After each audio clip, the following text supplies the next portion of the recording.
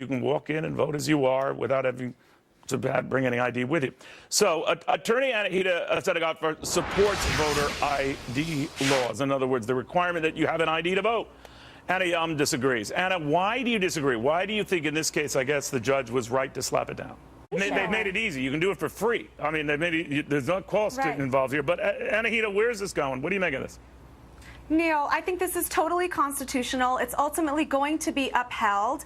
And the fact of the matter is, like you said, you need a photo ID basically every time you walk out of your house. You need it to drive. You need it even to rent a book from the library. So why would anyone question the rights of states to require a photo ID when you're doing one of the most fundamental things a citizen can do? And let me tell you, the U.S. Supreme Court has actually spoken on this issue, and they've been very clear, and they have said states have an interest in protecting the integrity of their voting system. So this is a basic, simple way for them to do that. I just don't know how this, Anna, here's what I don't know. I don't know how it became a racial issue, just saying you have to prove to me you are who you say you are.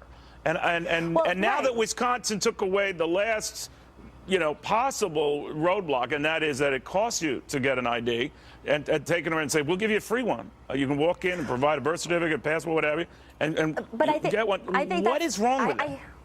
I hear what you're saying, Neil, but I think this is the issue. I think if you think about the getting all these other benefits. Okay, but to answer your question, the IDs, that's not true. Anna, finish that thought. What I was going to say is that the IDs might be provided for free, but it's not just about the IDs. It's about getting a birth certificate, which costs, what, $10 to $20 if you don't have one. It's about taking the time to go. I don't think it's a high burden but again, I know someone's going to say, oh, you're a racist. You're Anahita, what happens now? No.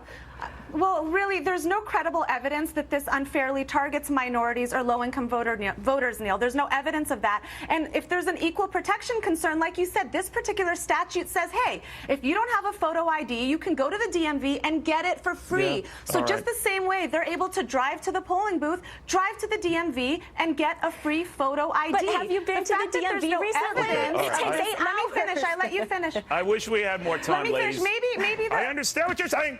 Okay. Unfortunately, we ran out of time, but you guys did manage to save a lot of time by talking over one another.